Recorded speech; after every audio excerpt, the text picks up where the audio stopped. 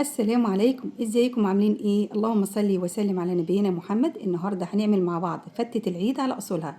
كل سنة وانتم طيبين وبعد الفتة مقلبظين. ودي مكونات الفتة: رز واللحمة والصلصة والبهارات والملح والخل والثوم. لازم نحضر كل حاجة جنبنا علشان ما نحترش، وهي سهلة جدا جدا في تحضيرها. هنقول بسم الله، وهجيب العيش وهجيب صينية، وهبدأ أقطع العيش مكعبات وهدخله الفرن على الشبكة، وكل شوية هقلبه لحد ما يتحمص معانا ويبقى جاهز وزي الفل. ودي اللحمة قطعيتها عرق فليتو، والبهارات بتاعتها ورق لورا وحبهان وبهارات لحمة وكمون وفلفل أسمر. لازم ندلعها، ما هي دي لحمة الفتة. وده الرز، رز مصري عادي خالص، هنغسله دلوقتي. والبهارات بتاعته كمون وفلفل أسمر وحبهان وملح. ودي مكونات الصلصة. دي صلصة انا كنت مسبكاها وشايلها عندي في الفريزر زي ما انتم شايفين. ان شاء الله هعمل لكم بيها فيديو. و3 معالق خل ومعلقة كبيرة توم، والبهارات معلقة كبيرة ملح وربع معلقة من كل حاجة كمون وفلفل اسمر وبهارات لحمة.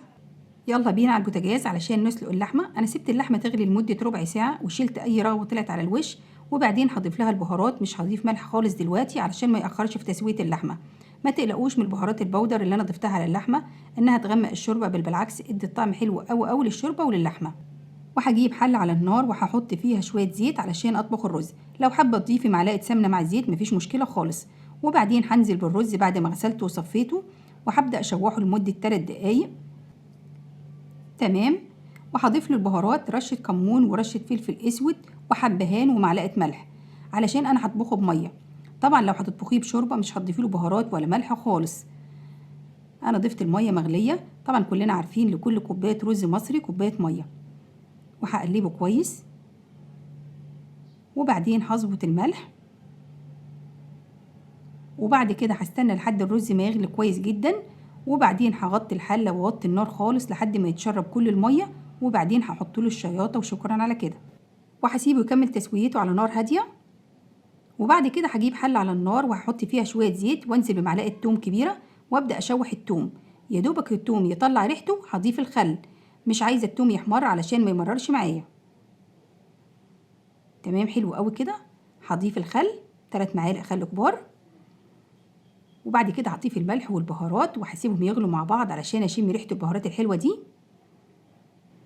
ودلوقتي هضيف الصلصة. دي الصلصة اللي انا مسبكاها، بتوفر معايا في الوقت كتير جدا. وهقلبهم مع بعض وهسيبهم يغلوا لمدة 3 دقايق. شايفين الصلصة ما شاء الله لونها حلو قوي.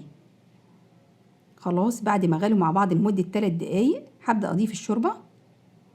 شايفين الشوربة قد ايه صافية؟ يعني البهارات البودر اللي انا ضفتها على اللحمة ما غمقتش الشوربة خالص، بل ادت طعم حلو قوي للشوربة وللحمة. تمام. هقلب الصلصة علشان اشوف قوامها مظبوط ولا محتاجة اضيف لها شوربة. تمام، قوامها حلو قوي، مش محتاجة شوربة خالص. حلو قوي القوام ده. يلا بقى نغرف. شايفين الرز قد ايه مفلفل، والعيش اتحمص وبقى جاهز معانا. هاخد شوية بس من العيش الاول. عايزه اقول لكم يا جماعه اللي عملت الفته النهارده اميره بنتي، بجد تسلم ايديها. الفته كان طعمها وريحتها روعه.